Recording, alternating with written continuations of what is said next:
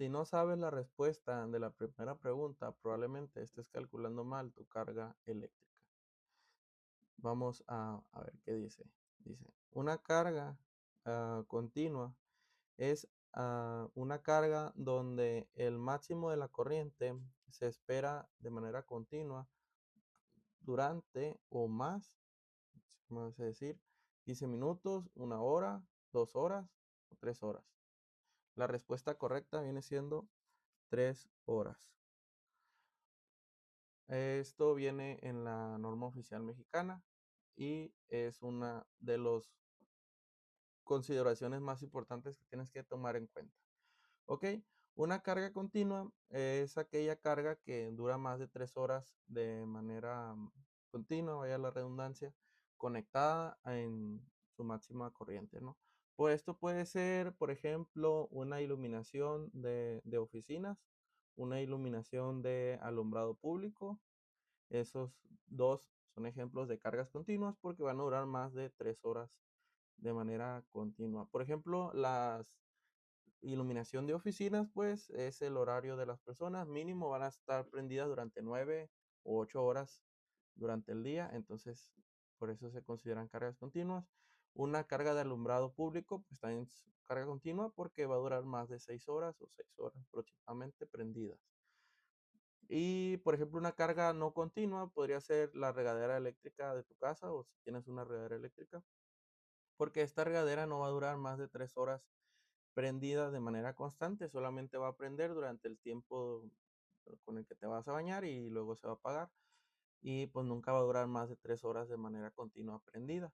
También podría ser algún tipo de bomba que tú determines por alguna variable que esa bomba va a durar menos de 3 horas prendida, pero pues tiene que ser nunca, o sea, nunca tiene que durar más de 3 horas de manera continua prendida. Si esa bomba en algún momento va a durar más de 3 horas y a veces menos, pues entonces se considera carga continua. Solamente podrías considerar carga no continua si esa bomba pues, tiene alguna variable que no le permite que dure más de 3 horas de manera constante prendida para que tú puedas considerar que es una carga no continua. Si no aplicas lo que dice en la pregunta número 2, estás poniendo en riesgo tu instalación eléctrica. Por mucha atención. Dice, quitando las excepciones, un conductor de un circuito ramal que alimenta un circuito de cargas continuas requiere tener una capacidad de al menos el 80, el 100, el 125 o el 150% de las cargas del que alimenta. ¿Ok? ¿Qué quiere decir esto? Que cuánto porcentaje mayor tiene que tener considerado en la carga un alimentador de un circuito ramal de una carga continua o cargas continuas. La respuesta correcta es 125%. ¿Ok? Cuando tú tienes una carga continua, o sea, una carga que trabaja durante más de 3 horas de manera constante en algún punto, tiene que tener el 125% de considerado en la carga. Por ejemplo, si yo tengo, no sé, 10 amperes de carga continua, entonces esta vendría siendo la corriente nominal. Pero como es una carga continua, se hace una corriente corregida. Sí. Entonces, si tú tienes 10 amperes, entonces estos 10 amperes lo vas a multiplicar por 1.25 y ya te va a dar 12.5 y esta es la corriente que tú vas a considerar cuando tengas una carga continua. El siguiente cálculo puede parecer que no tiene nada que ver con electricidad, pero créanme que sí es bastante relevante, que viene siendo calcular el área del inmueble o del edificio donde vamos a hacer la instalación. Esto ya que muchos cálculos van dependiendo del área de construcción. Bueno, dice aquí, tenemos un edificio de oficinas de 6 pisos. Dice, el área de las dimensiones serían de 100 pies por 150 pies. Vamos a hacer el cálculo de el área del piso, ¿ok? El cual nos dice que tenemos 100 pies por un lado y 100 pies por el otro, ya que son 100 por 150 pies. Nos darían 15,000 pies. Que este va por acá, 15,000 pies. Y estos 15,000 pies los vamos a multiplicar por 6, ya que son 6 pisos. Entonces tendríamos 15,000 pies por 6. Serían 90,000. 90,000 pies cuadrados. Son pies cuadrados. La cual nos dice que es esta. Es la respuesta correcta.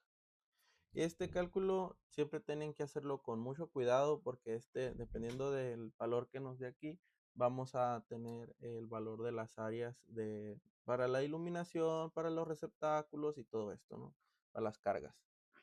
Vamos con la pregunta número 4, el cual es un error clásico que cometemos al diseñar una instalación eléctrica. ¿Ok? Dice que seleccionemos cuál de esta lista es un interruptor que no es estándar en la capacidad, ¿no? Para eso, nosotros nos vamos a ir a validarlo en la NEC. Y aquí les traigo el extracto de la NEC donde nos habla de este apartado, el cual nos dice cuáles son los rates estándar de interruptores, ¿no? Cuál es el amperaje comercialmente hablando de interruptores, las capacidades, por así decirlo.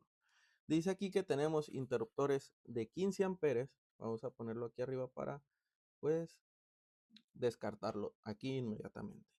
Dice que tenemos interruptores de 15, de 20, 25, 30, 35, 40, 45 y 50, por lo cual este sí existe.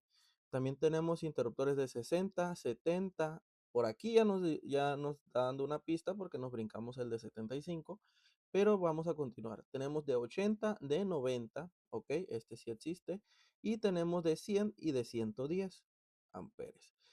Por lo cual ya podemos deducir que el de 75 amperes no está comercialmente hablando en la lista de los interruptores que nos lanza el NEC. ¿Ok? Aquí pues también pueden darse cuenta ustedes si van a hacer un proyecto de no meter interruptores que no existen. Es un error muy común que se suele hacer el poner, el cálculo te salió 72, por ejemplo, corriente nominal 72. Entonces yo le voy a poner un interruptor de 75. Cuidado, cuidado, porque el de 75 no existe. Entonces tenemos que seleccionar el de 80.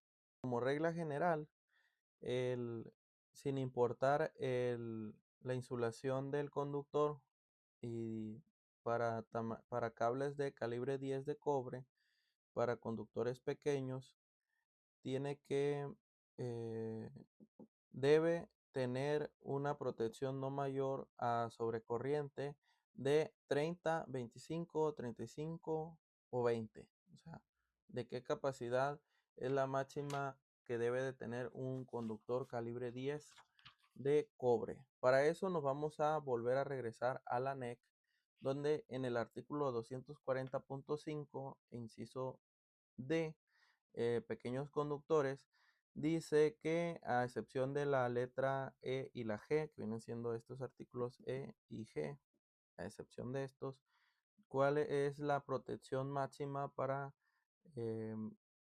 conductores de calibre 10 AWG de cobre? Bueno, la respuesta de la pregunta que estamos buscando está en esta parte. Dice que debe de ser una protección no mayor a 30 amperes. ¿Ok? Aquí dice de protección de sobrecorriente no debe de exceder los requeridos entre el D y el G. Perdón, entre el D1 y el D7, que viene siendo D1 y D7. O sea, de aquí a aquí. Ok. Vamos a ver de una vez, pues ya aprovechando, para calibre 14 no debe de ser mayor a 15 amperes, para calibre 12 de cobre no debe de ser mayor a 20 amperes y para calibre 10 no debe de ser mayor a 30 amperes. Recuerden, considerando cables de cobre y sin importar el tipo de aislamiento que tenemos. Entonces la respuesta vendría siendo la primera de 30 amperes.